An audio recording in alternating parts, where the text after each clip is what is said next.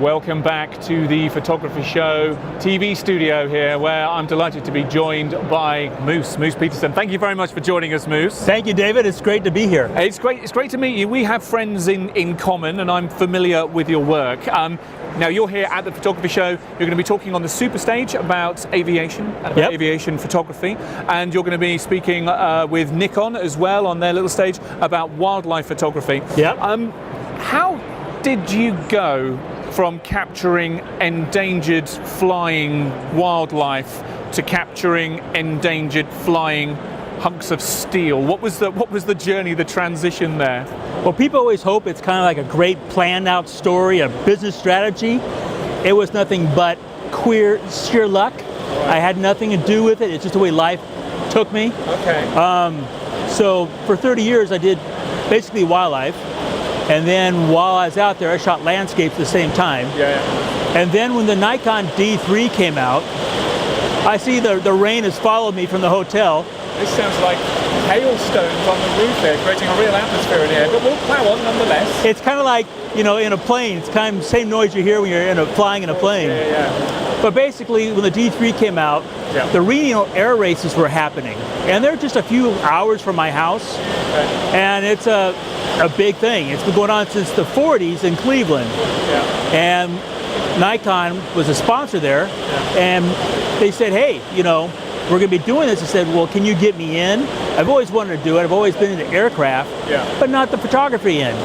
I went there, and you're at a pylon, which is a big stick in the sky. You got planes going by at 400 miles an hour, and I'm holding a 500 millimeter Nikkor lens, and I'm panning and getting sharp pictures, because panning is what I've done forever. That's what you do with birds. Yes.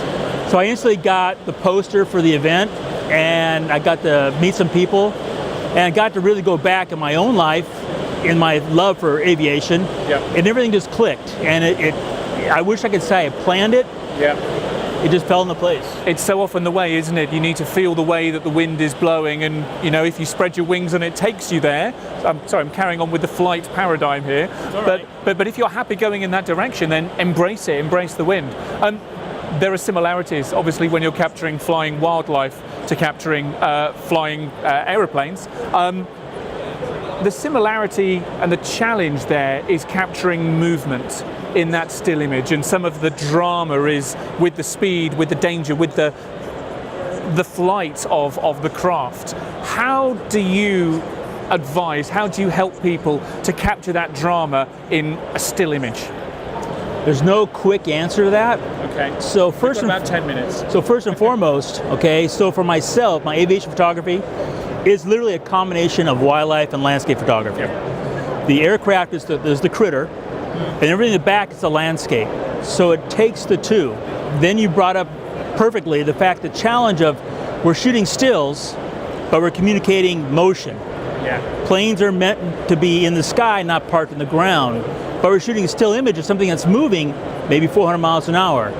So you've got to then take all of that and then grab the person's attention with that photograph, kind of put them in the seat of the pilot to feel the thrill of that plane. And I haven't met a pilot yet who doesn't love just to look out at the earth as they fly. That's one of the big reasons why they're up there, because they enjoy the earth so much. It's amazing how many pilots are really very much into wildlife.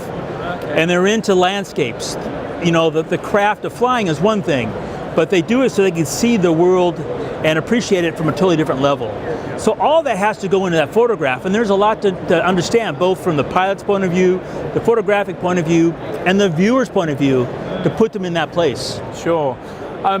You've been working on a documentary, and this is a really exciting story, and we're tantalizingly close to the payoff for this journey. But take us back to the beginning and to what you managed to find, or what your group managed to find in Florida, I think it was, wasn't it? It's in Florida, and it's another one of those, I wish I could take credit for it. It's just the way life unfolded.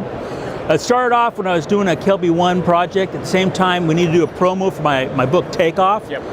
And we needed to find a place in Florida that was really close by the studio to shoot the promo and shoot this class. My good friend Kathy said, hey, I have this friend of ours, got these planes. And I said, we think he'd let us, and so boom, we're in the hangar. And I instantly hit it off with Ed. And Ed is the custodian of C-47, what they call here at Dakota in the UK. And it's an aircraft that came to the UK just 2 days prior to D-Day. Right. And so it didn't participate in D-Day, but it flew throughout World War II.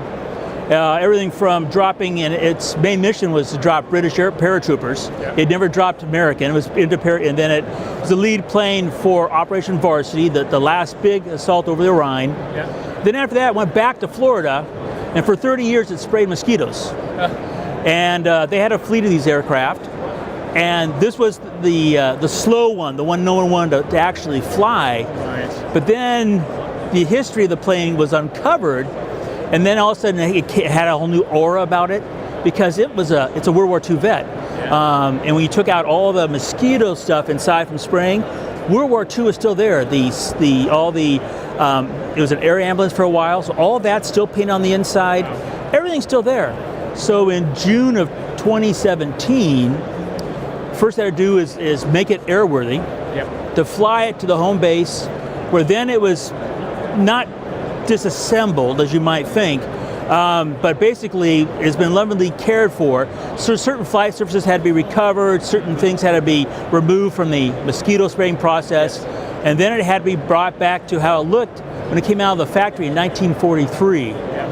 And then we are part of a group that is bringing those back to the UK. We will launch May 15th from Florida, fly over here, and then taking the northern routes, the northern route, stops, Nova Scotia, Greenland, Iceland, back down to here. We'll be at Duxford. Oh, fantastic. And it's a great place. Have a lot of good friends up there. And then we will celebrate the 75th anniversary of D-Day by flying over the beaches, and we're going to make at least 2 drops of paratroopers out of the back who will be going out of traditional round silk, So that's the whole process. So we're going to take this 1943 plane, fly it over the Atlantic, and come here, and then that's not enough. We're going to go up to Netherlands, do stuff for Market Garden, then go to Germany for the airlift, and then we're going to go all the way back to Florida.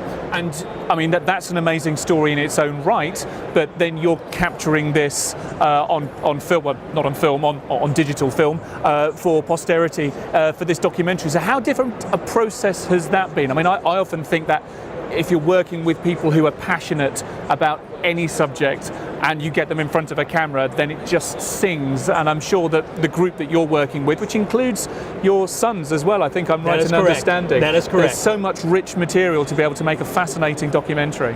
Well, you know, so my whole life and business and photography has been editorial, where I write the text and illustrate with my photographs.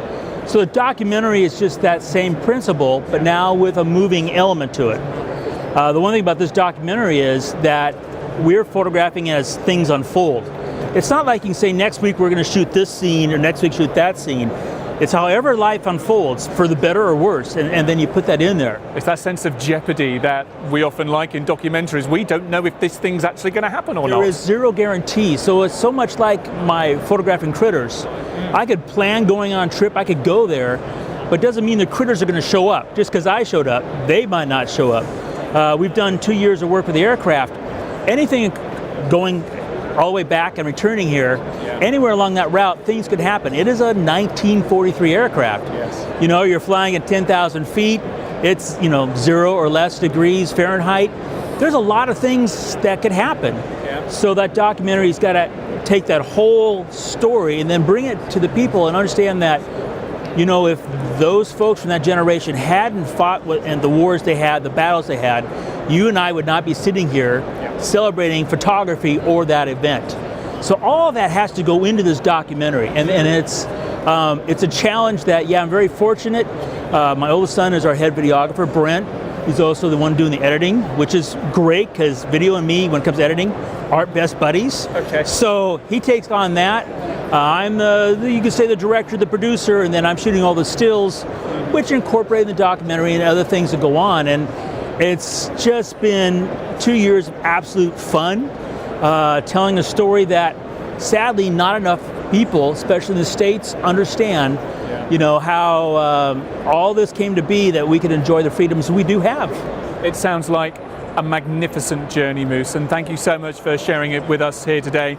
My pleasure. You're going to be sharing stuff on the stage, in the Super Stage, and also on the Nikon stage as well. That is I right. wish I had a chance to sit in on all of those. Lucky people, if you are here to see Moose talking about his various journeys with flying metal things and flying animal type things as well. But Moose, thank you so much for joining us here today at the Photography Show. Thank you, David. Great.